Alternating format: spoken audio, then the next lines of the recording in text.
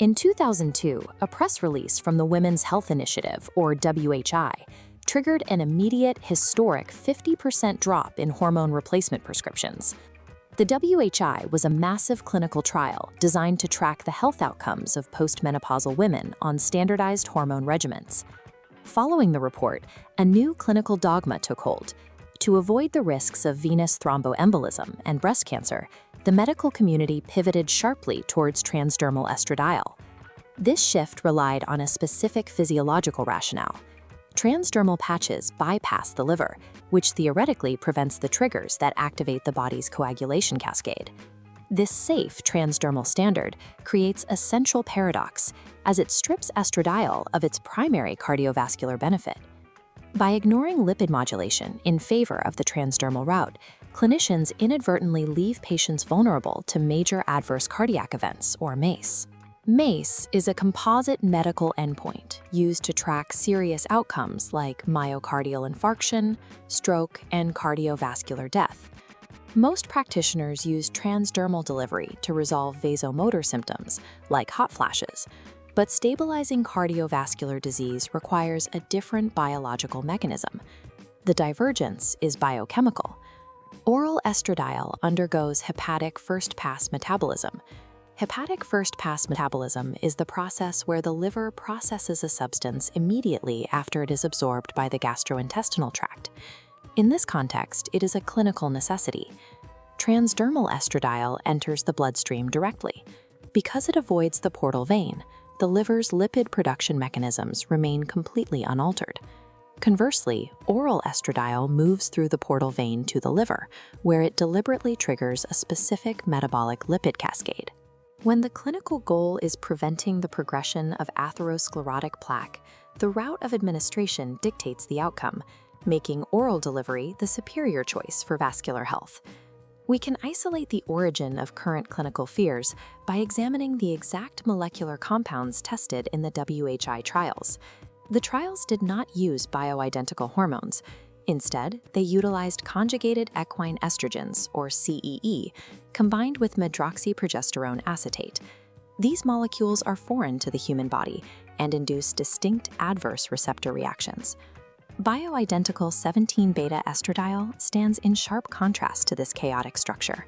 It is molecularly identical to the estrogen naturally produced by the human ovary, matching human receptor affinity precisely. The study also included synthetic progestins. Medroxyprogesterone acetate is the specific component responsible for the harm documented in the WHI data. Bioidentical progesterone operates on separate receptor pathways that do not carry these synthetic risks. The risks attributed to hormone therapy as a whole are actually specific toxicities of synthetic molecules, which invalidates the common fear of bioidentical alternatives. The WHI findings were weaponized in medical literature through the use of relative risk. Relative risk is a statistical measure used to compare the risk of an event in two different groups, often expressed as a percentage. These charts created a statistical illusion. By reporting a massive percentage increase in risk, the data terrified clinicians while omitting the actual scale of the events. Shifting the visualization to absolute risk reveals a different story.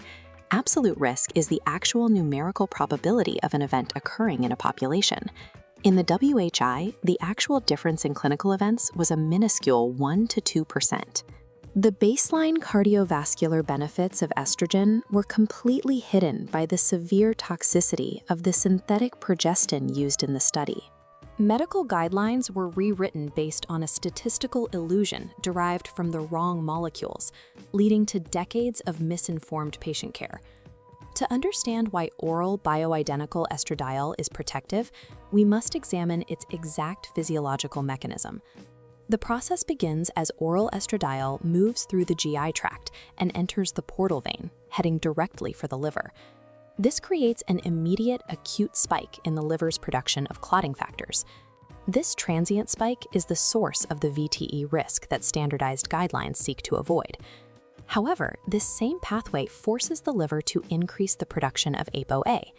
ApoA is the primary protein component of HDL cholesterol, responsible for transporting cholesterol out of the arteries. Increasing ApoA is essential for clearing vascular plaque and maintaining arterial health.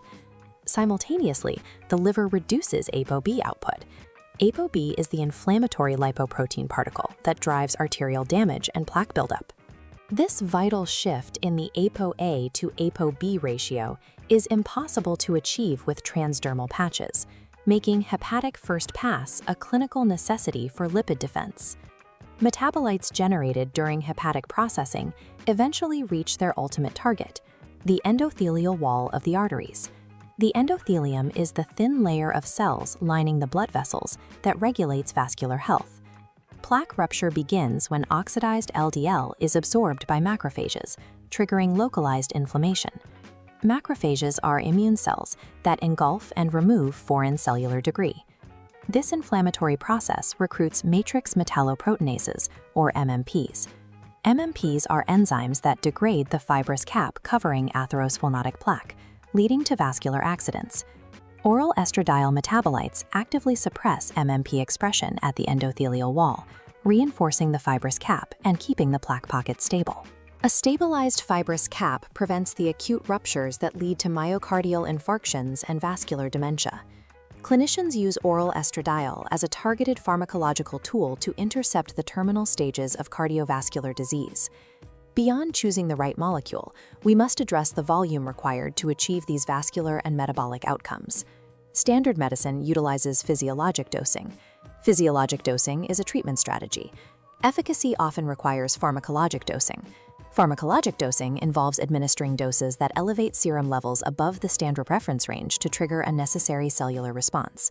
These dosage curves for oral estradiol, immediate-release progesterone, and testosterone are plotted to push past the physiologic threshold into the zone of clinical efficacy.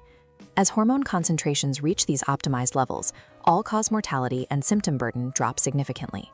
Stabilizing plaque and reversing metabolic syndrome requires treating the patient's vascular response, not an arbitrary laboratory range.